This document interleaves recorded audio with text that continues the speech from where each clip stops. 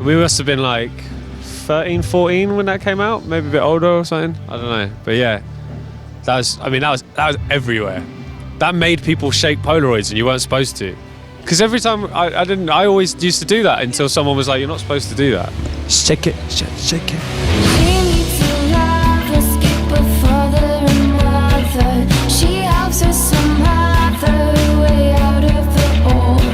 Hi, I'm Ellie. And I'm Theo. And we're from Wolf Alice, and you're watching 5 Essential Tracks. Track 1 is Songs for the Deaf by Queens of the Stone Age. This is I think it's probably one of our favourite songs by them. That I remember we put on in the van in early tours around the UK and even probably around Europe as well. And I remember we were all just loved the kind of it's just one of the perfect rock songs, I think.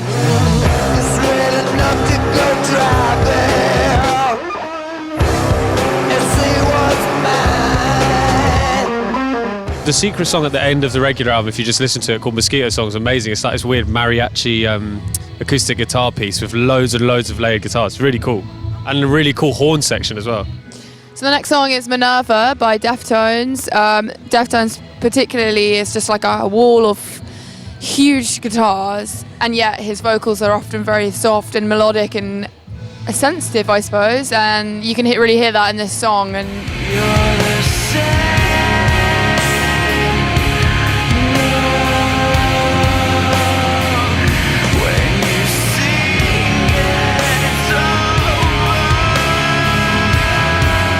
when we were recording both albums, actually, we often kind of listened back to this song and a lot of their songs from White Pony, and we wanted to gain that kind of wall of noise and gusto that they get. I came across them after they were probably at their peak or whatever. Like White Pony was the album that I really got into. I remember songs like Passenger. So the third track we're going to do is Miley Cyrus Adore You off her album Bangers, which I think is my favourite Miley Cyrus album. It's also the only one I've listened to. Actually, no, I listened to the new one.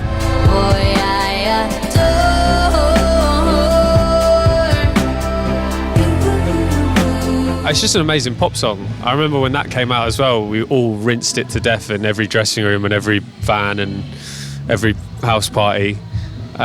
It's so emotive, and at first, I remember when I first listened to it, I didn't quite get it, and then by the third time, I suddenly was obsessed with it. It's got such a good chorus, and it really reminds me of when I've just thought she was the best. I still do think she's a good pop star, but that was a real moment, a Miley moment for me. The next track we're going to play is called Unhappy by Outkast. It's from the album Speakerbox The Love Below, which is an incredible album.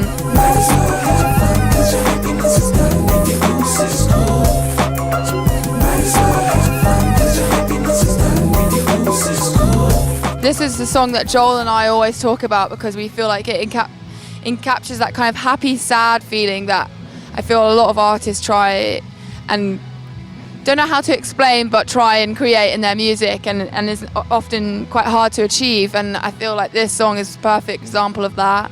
I love how the way he uses his voice and to create multiple characters, even which both of them do throughout the whole album. But this song, it stood out for me. I love the synth noises, and yeah, I think I play this song a lot. It's on almost all my playlists. So we must have been 13, 14 when that came out, maybe a bit older or something. I don't know, but yeah, that was everywhere. That made people shake Polaroids, and you weren't supposed to. Because every time I always used to do that until someone was like, "You're not supposed to do that." Shake it, shake it.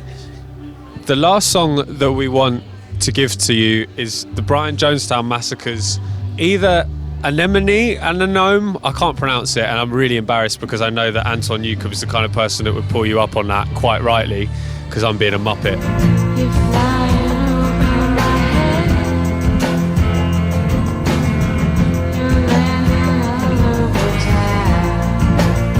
But that is such an unbelievably atmospheric piece of music with one of those classic Brian Jonestown Massacre guitar lines in it.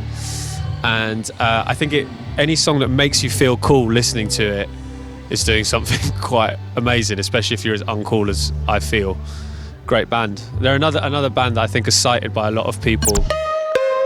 Thank you very much for watching our 5 essential tracks, and you can subscribe or click a link that is going to be pasted above me or below me actually, which is what this man behind the camera is saying. So click this link now.